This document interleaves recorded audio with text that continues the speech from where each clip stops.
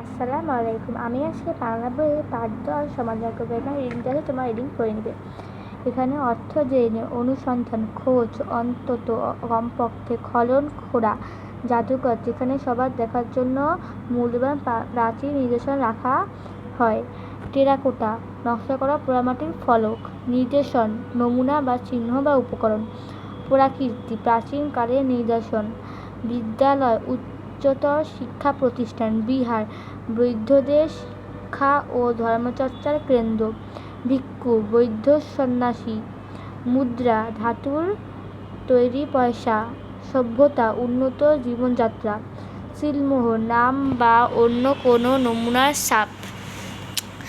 1 number ছক থেকে গুচ্ছ শব্দ নিয়ে খালি ঘরে বসাই। মাটি কাটার সময়ে শ্রমিকদের কোদালে উঠে এলো পুরনো ইট।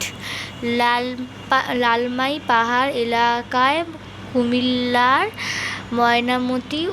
ময়নামতি অবস্থিত। প্রাচীন সভ্যতা সাধারণত মাটির নিচে চাপা পড়ে থাকে। ময়নামতি এলাকার সবচেয়ে বড় বিহারের নাম আনন্দ বিহার। আরও পাওয়া গেছে তামার পাতে লেখা রাজার আদেশ। শালবন বিহার 1500 বছরের পুরনো। এখানে 2 নাম্বার লিখছে প্রশ্নের উত্তর বলি ও লিখি। ক নাম্বার বিহার কি? বিহার হলো বৌদ্ধ ধর্মচর্চা ও জ্ঞানচর্চার কেন্দ্র। প্রাচীনকালে বৌদ্ধ ভিক্ষুদের বসবাসের পবিত্র স্থানকে মূলত বিহার বলা হয়। এখানে ভিক্ষুরা নিয়মিত ধ্যান, প্রার্থনা এবং পড়াশোনা করার কাজ করতেন। বাংলাদেশের নওগাঁর পাহাড়পুর বিহার এই প্রাচীন ঐতিহ্যের একটি বড় নিদর্শন। এখানে খনা বলছে শালবন বিহারের বিতরণ দাও। এখানে বলছে উত্তর ময়নামতি এলাকায় কয়েকটি পুরনো বিহার পাওয়া গেছে। বিহারগুলো বৌদ্ধদের ধর্মচর্চা ও জ্ঞানচর্চার কেন্দ্র। এখানকার সবচেয়ে গুরুত্বপূর্ণ বিহারের নাম শালবন বিহার। এটি প্রায় 1500 বছরের পুরনো। বিহারটি আকার বর্গের মতো। এর প্রতিটি প্রান্ত 550 ফুট লম্বা। এর মধ্যে 115টি ঘর আছে। এসব ঘরে বৌদ্ধ ভিক্ষুরা থাকতেন। বিহারের ভিতর থেকে পুরনো অনেক নিদর্শন পাওয়া যায়। ক নাম্বার প্রশ্ন বলছে ময়নামতি জাদুঘরে প্রাচীনকালের কি কি নিদর্শন রাখা আছে?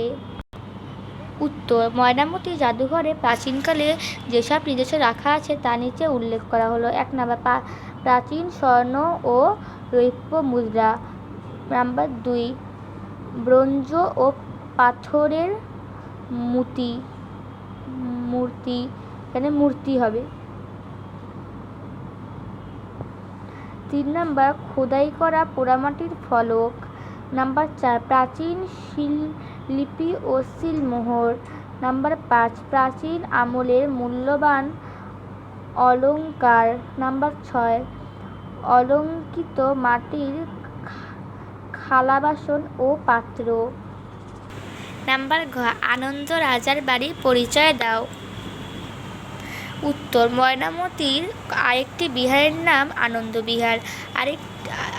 একটি প্রান্ত 650 ফুট লম্বা। ওই এলাকার মানুষের কাছে এটি আনন্দ বিহার নামে পরিচিত। এই বিহারটি ছিল বিশাল এবং এর মাঝখানে একটি বড় মন্দির ছিল।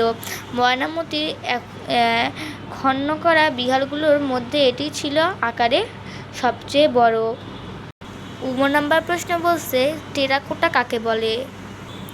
নকশা করা পোড়ামাটির ফলককে টেরাকোটা বলে।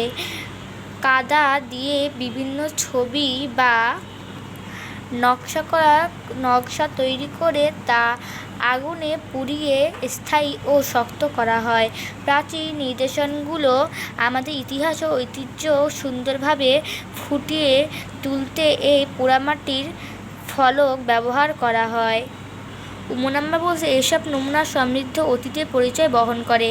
কথাটি বুঝিয়ে লেখো। এই উত্তরটাকে একটু কাটাকাটি হয়ে গেছে তো। এই পাঠ থেকে বাংলার 1000 বছর আগের ইতিহাস সভ্যতা সম্পর্কে জানা যায়। তা হলো